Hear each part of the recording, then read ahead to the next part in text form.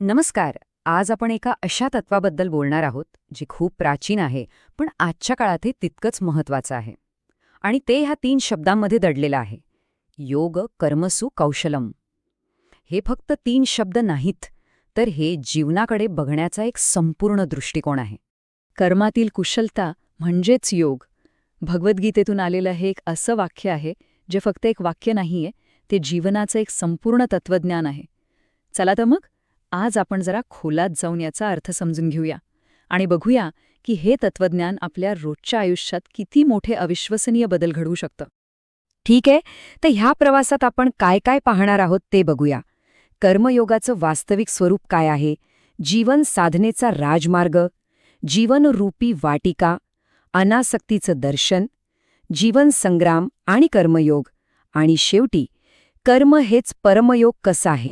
पहिला भाग, कर्मयोगाचे वास्तविक स्वरूप. अच्छा, तर कर्मयोग म्हणजे नेमकं काय? अनेकांना काय वाटतं की कर्मयोग म्हणजे सतत काम करत राहणं. पण खरं सांगायचं तर तो इतका वरवरचा विषय नाहीये. कर्मयोग म्हणजे फक्त शारीरिक काम नव्हे, तर ही एक खूप खोल, एक आंतरिक प्रक्रिया आहे. बाहेरच्या कामांच्या पलीकडे जाऊन स्वतःच्या आत डोकावण्याची ही एक साधना आहे. तर मग ही आंतरिक प्रक्रिया कशी काम करते? कर्मयोगाचा पायाना या 4 स्तंभांवर उभा आहे. पहिलं म्हणजे आत्मनिरीक्षण. म्हणजे काय, तर स्वतःच्या चुका प्रामाणिकपणे पाहण्याची हिंमत ठेवणं. मग येतो आत्मसुधार, म्हणजे त्या चुका सुधारण्यासाठी सतत प्रयत्न करत राहणं. तिसरं आत्मनिर्माण, म्हणजे स्वतःला नव्याने घडवणं. आणि चौथा म्हणजे आत्मविकास, आपल्या क्षमता वाढवत नेणं. जेव्हा ह्या 4ही गोष्टी एकत्र येतात ना, तेव्हाच खरा कर्मयोगी घडतो. आणि खरं सांगू, हेच एका उत्कृष्ट जीवनाचं रहस्य आहे.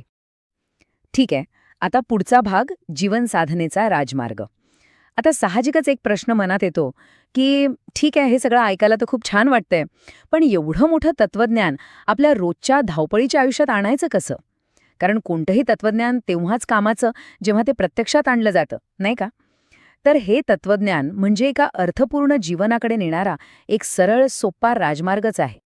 आणि ह्या मार्गावर चालण्यासाठी ना, एक खूप शक्तिशाली मानसिकता गरजेची आहे. ती म्हणजे दररोज नवा जन्म, प्रत्येक रात्री नवा मृत्यू. जरा विचार करा या वाक्यावर. ह्याचा अर्थ काय होतो? प्रत्येक दिवस म्हणजे एक नवी संधी, एक कोरी पाटी, जिथे आपण स्वतःला काळच्यापेक्षा अजून चांगलं बनवण्याचा प्रयत्न करायचा. आणि प्रत्येक रात्र म्हणजे काय, तर भूतकाळाचं सगळं ओझं, सगळी चिंता, सगळी आसक्ती, सगळं काही सोडून द्यायचं. आणि ही मानसिकता प्रत्यक्षात आणण्यासाठी 2 सोप्या पण खूप प्रभावी पायऱ्या आहेत.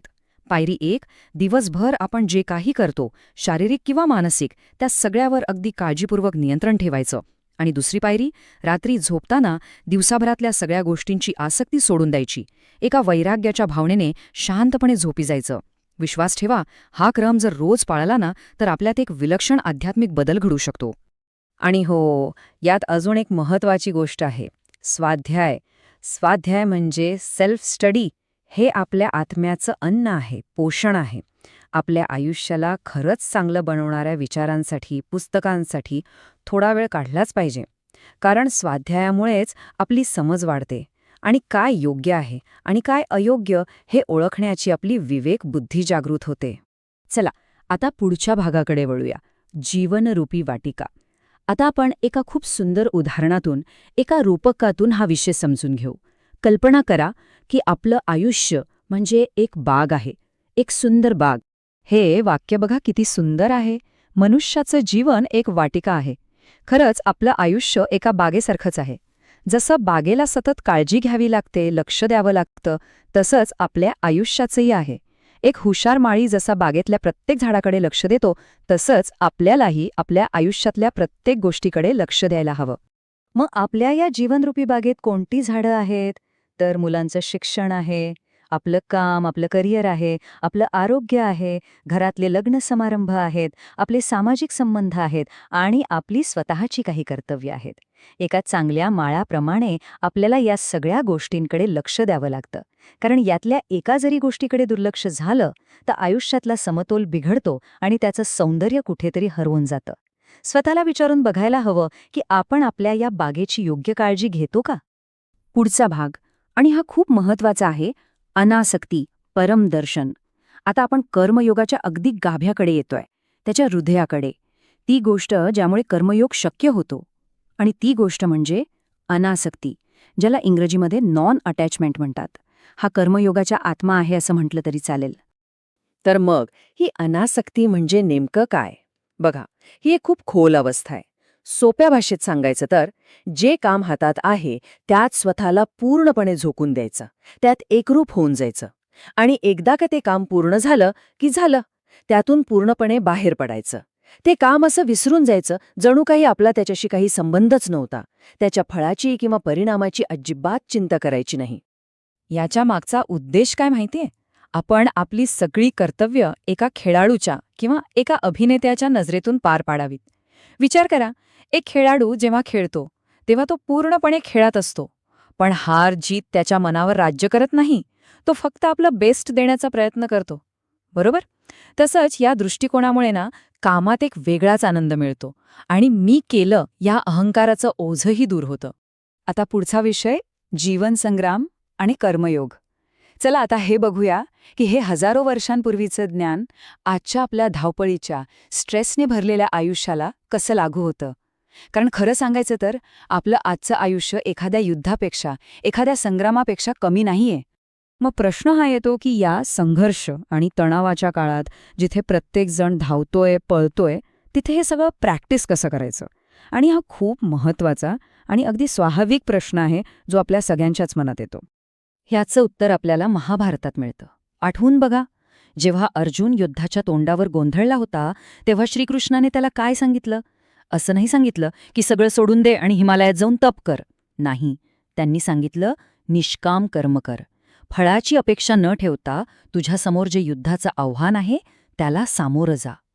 यावरून एक गोष्ट अगदी स्पष्ट होते. कर्मयोग म्हणजे पळून जाण्याचा मार्ग नाही, तर आयुष्यातल्या प्रत्येक आव्हानाला धैर्याने सामोरं जाण्याचा मार्ग आहे. आता या दोन्ही दृष्टिकोनातला फरक बघा किती मोठा आहे. एकीकडे आहे अकर्मण्य व्यक्ती, म्हणजे काम टाळणारी व्यक्ती. ती कायम चिंतेत असते, दुसऱ्यांमध्ये चुका शोधत असते आणि मनाने कमजोर असते. आणि दुसरीकडे आहे कर्मयोगी. त्याच्यामध्ये प्रचंड आत्मविश्वास असतो, तो दुसऱ्यांचे गुण पाहतो आणि सर्वात महत्त्वाचं म्हणजे त्याच्या मनात एक अद्भुत शांती असते. हे कर्मयोगाचे अगदी प्रॅक्टिकल फायदे आहेत. आणि आता आपण येतोय शेवटच्या आणि सगळ्यात महत्त्वाच्या भागाकडे. कर्म हेच परमयोग आहे. इथे आपण ह्याच गोष्टीवर जोर देणार आहोत की योग्य भावनेने केलेलं कोणतंही काम हे स्वतःचं एक खूप मोठं आध्यात्मिक साधन आहे. सतत चांगल्या कामात व्यस्त राहण्याची ताकद खूप मोठी आहे. एकतर रिकामं मन, ज्याला सैतानाचं घर म्हणतात, त्याला संधीच मिळत नाही. आपली सगळी एनर्जी चांगल्या, विधायक कामात लागते. प्रत्येक लहान सहान यशाने आपला आत्मविश्वास वाढत जातो, शारीरिक आणि मानसिक ताकदही वाढते. आणि लाज, भीती, संकोच यासारख्या गोष्टी आपोआप मागे पडतात. आणि सगळ्यात भारी गोष्ट काय आहे माहितीये? कर्मयोग आपल्याला आयुष्यातल्या नुकसानाला किंवा अपयशाला कसं सामोरं जायचं हे शिकवतो. दुःख करत बसण्याऐवजी कर्मयोग सांगतो की ती पोकळी भरून काढण्यासाठी लगेच एखाद्या नवीन चांगल्या कामाला लागा. पुनर्निर्मिती करा, कारण कृतीतूनच नवीन काहीतरी निर्माण होऊ शकतं. आणि मग शेवटी ह्या सगळ्याचं फळ काय मिळतं हे वाक्य ते खूप सुंदरपणे सांगतं.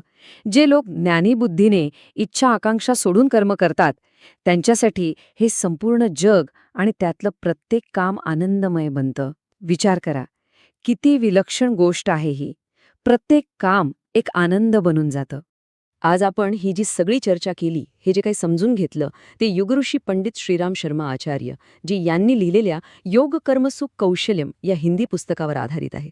हे ज्ञान फक्त ऐकून सोडून देण्यासाठी नाही, तर ते आपल्या आयुष्यात उतरवण्यासाठी आहे. चला तर मग आजपासूनच आपल्या प्रत्येक कर्मात कुशलता आणण्याचा प्रयत्न सुरू करूया.